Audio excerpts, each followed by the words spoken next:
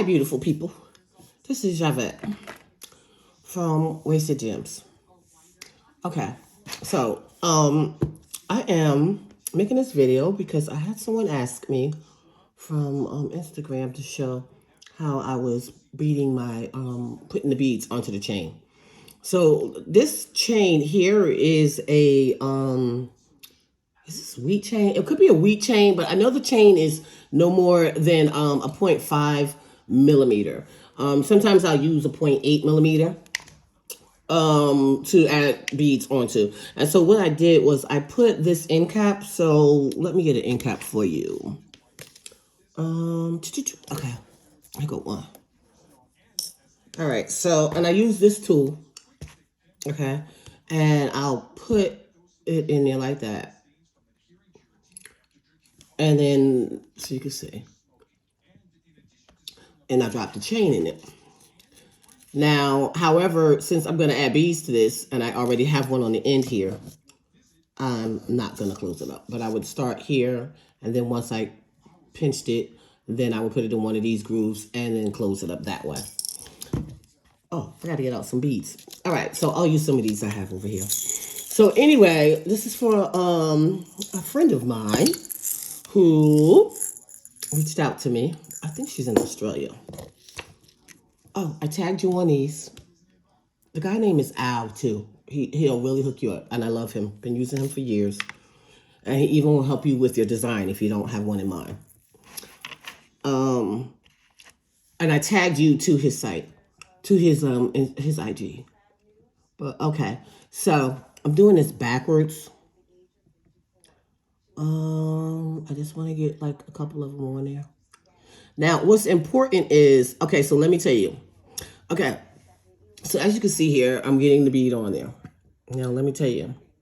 What I do is, my trick of the trade, at least I thought I had discovered this trick, and I thought I was like, oh, wow, this is making my job so much easier. It's not so hard to bead now, is I would put some of this, okay, on the tip so to allow for the chain to not be so flimsy that I have no control on, you know, getting the bead in the hole. All right, because in the first year or so when I was doing this, I didn't use glue, and I was just trying to figure it out. I think I'm about to start putting gold beads on.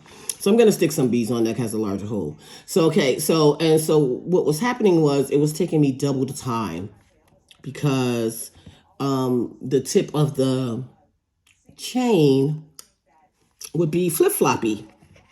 Okay, so I put the things on it like this. As you can see, it's easier. I have more control. I'm so happy.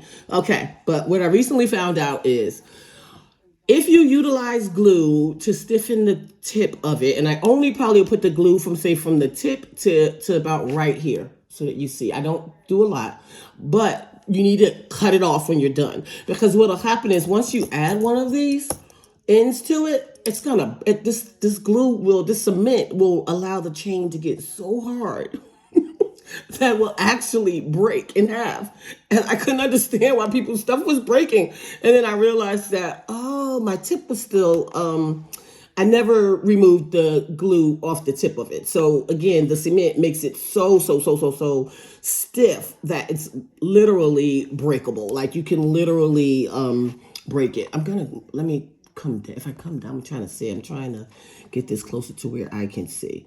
So, and because I am going to be using this to, what you call it? This bead is just too small. I apologize. Okay, here go a larger one. So anyway, so this is how you do it. And then once you're done, you would clip this part off. Okay. And then you would add this type of end cap on it. And this one. Let me blow it up for you again so you can see. You see? Sorry. You'll see it. So it's that. Now, how I attach them is I'll use I think that's 2.8. Yeah, 2.8. What's the millimeter? The gauge, 2.8 millimeter in size, but then the gauge that I'm using is like a 19. So that's kind of thick for such a small piece. And however, and so I use those, and what I'm referring to is jump rings. So let me take one out so you can see what I'm referring to. All right. And so it's these. And usually I'll use a 18 millimeter gauge, but when the size of the jump ring is so little, it's almost impossible.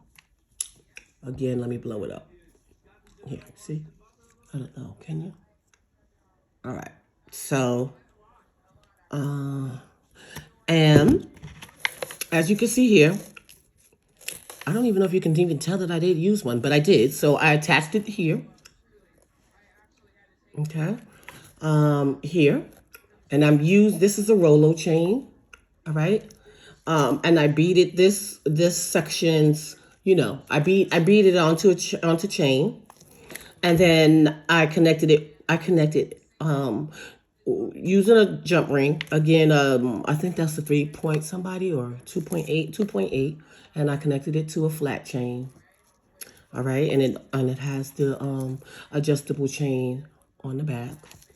So again, I bead the sections, right? And then I connect them to just pieces of chain. I use certain chains, but it's still pieces of chain. So this is a high polish flat disc chain, and this one is a 4 millimeter same chain, but this one is ribbed. So it's on the other side, and I split it with this to give it some depth in this. So, and I just did another one. Hold on. I just did one tonight. I don't even know where it went. But anyway, that is how I make the chain. I don't know how. Okay. Well, I thought I would be able to show it to you. But anyway, I hope that helped you as far as how to do it. And if not, another chain that you can use too are chains that have is this the one I just did? It is. So also there's chains that have they're like link chains. I don't know if you can see that. So you see, so I just did this one as well. Now, and I used the textured chain. But you know what I also use, just so that you know, is I use stopper beads now. This prevents the beads from falling off, if you can see that. You see? So if the chain was to pop, right, if it was pulled too hard or something, then all the beads that's on the chain won't fall off with it. If that makes any sense. So these sections, I use different size sections, different textured chains that I cut in small pieces. But I hope this helps.